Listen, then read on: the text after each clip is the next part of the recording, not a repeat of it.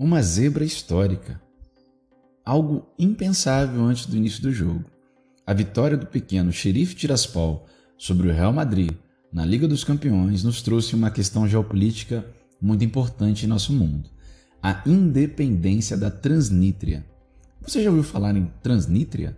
Moldávia? Essas regiões, uma delas separatistas da ex-República Socialista Soviética? Se você não ouviu falar, toca a vinheta para a gente começar.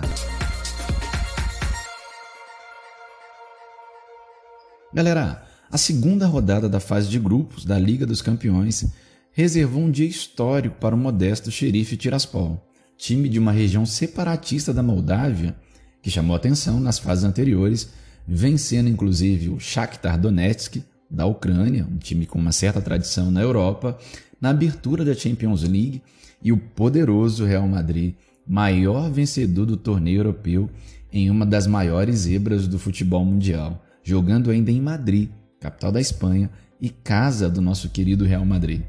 Maior campeão da Moldávia, com 19 títulos nesse século, o Sheriff fica localizado na cidade de Tiraspol. É uma cidade com cerca de 160 mil habitantes, capital da Transnistria, uma autoproclamada república socialista. Apesar de estar em território moldavo, a região se identifica com a extinta União Soviética, tem o russo como idioma oficial e se declarou de maneira unilateral e independente nos anos 90, contudo não é reconhecida internacionalmente. Daí que o desempenho do Sheriff na Champions League é uma bandeira para o separatismo da Transnistria, e o clube tem feito sucesso. Nas fases preliminares da Champions, ele eliminou o Teuta da Albânia, com um agregado de 5-0 nos dois jogos. Depois teve 2 vitórias sobre um time armênio, um time com nome diferente, o Alashkert, e eliminou o tradicional Estrela Vermelha, que já tinha sido campeão europeu em 1991, além de passar ainda pelo croata Dinamo de Zagreb, para alcançar a fase de grupos de forma inédita e histórica. É o primeiro time da Moldávia ou da Transnistria, se alguns queiram, a chegar tão longe. Essa região, a Transnistria, ela possui diferentes nomes, ainda não estando generalizada em uma única forma gráfica aqui no nosso país.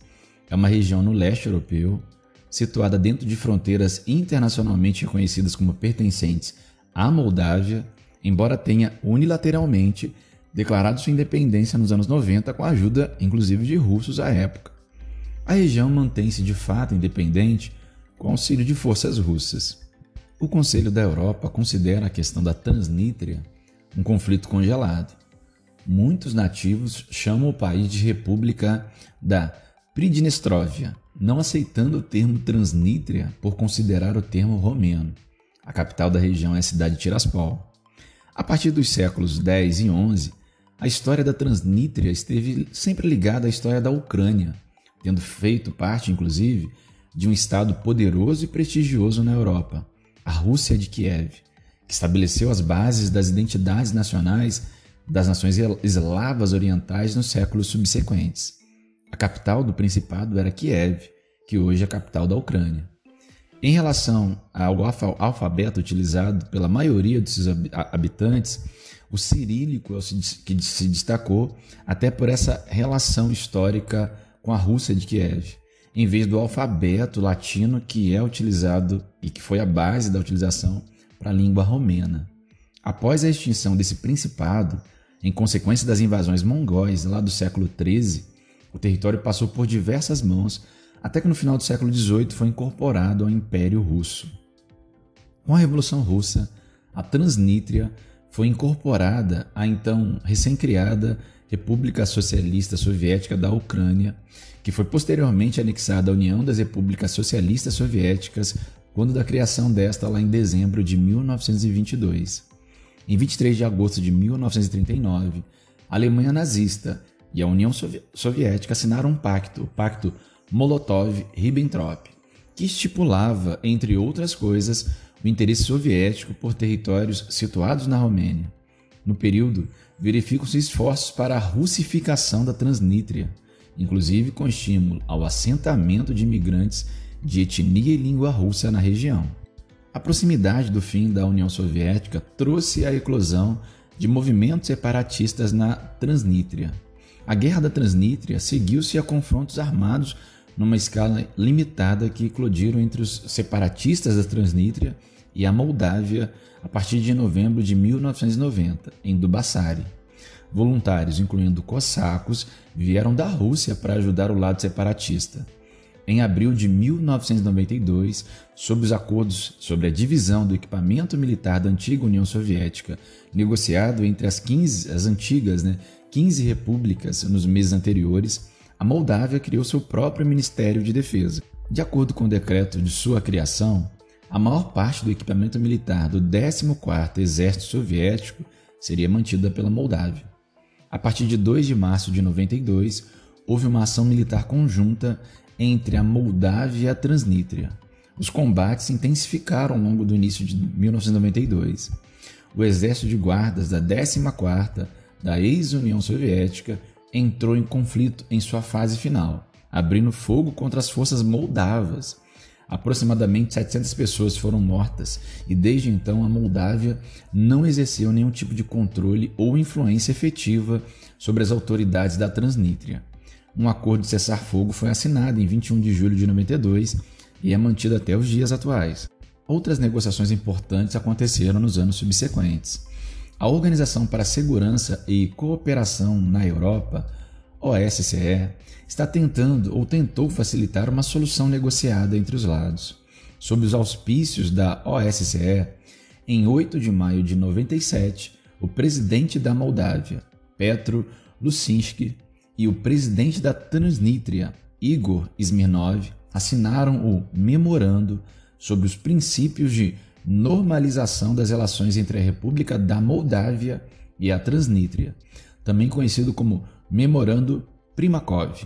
O estabelecimento de relações legais e estatais, embora as disposições do memorando fossem interpretadas de forma diferente pelos governos, tanto da Moldávia quanto da Transnítria.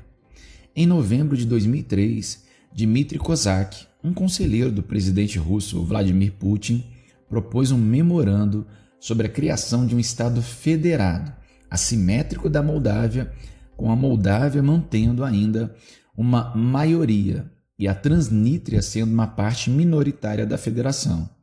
Conhecido como Memorando de Kozak, ele não coincidia com a posição da Transnítria, que procurava um estatuto de igualdade entre a Transnítria e a Moldávia, mas conferia à Transnítria poderes de veto sobre futuras alterações constitucionais.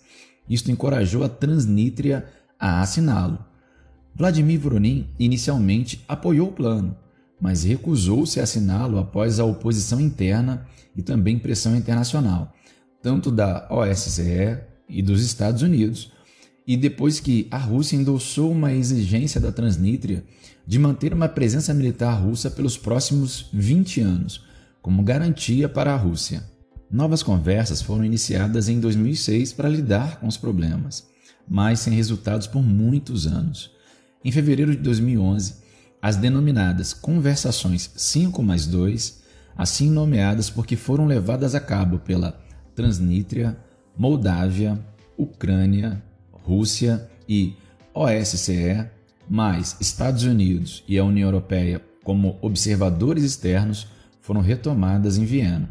Após a anexação da Crimeia pela Rússia em março de 2014, o chefe do parlamento da Transnítria pediu para se juntar à Federação Russa. A Transnítria tem a Rússia como principal aliado e patrono. Moscou, contudo, não reconhece a independência do território, que, por sua vez, deseja ser parte integrante da Rússia. Com status oficial de unidade autônoma, ela só é reconhecida como nação pela Abcásia, pela Ossétia do Sul e pela República de Artsakh. Então, galera, essa é uma das regiões do mundo em litígio internacional e sem uma resolução a curto prazo. A mediação por diferentes organismos internacionais e potências mundiais é muito importante. Contudo, a grande complexidade e os diferentes interesses presentes dificultam a chegada a um denominador comum. Eu vou deixar aqui na descrição um link da página da Organização das Nações e Povos Não Representados, a UNPO, na sigla em inglês, onde você vai poder verificar várias áreas separatistas no mundo, além da Transnítria. E em breve nós vamos trazer vários vídeos falando sobre isso ao longo das próximas semanas, como o vídeo das guerras esquecidas, e eu já deixo o convite para você. Galera, antes de terminar, eu deixo aquele convite para você que gosta desse tipo de assunto. Se inscreve no canal, curte, compartilha o vídeo, deixa nos comentários sua opinião, sugestões e críticas. Eu fico por aqui, agradecendo a sua audiência e já desejando que a gente possa se encontrar em breve. Obrigado e até a próxima. Fui!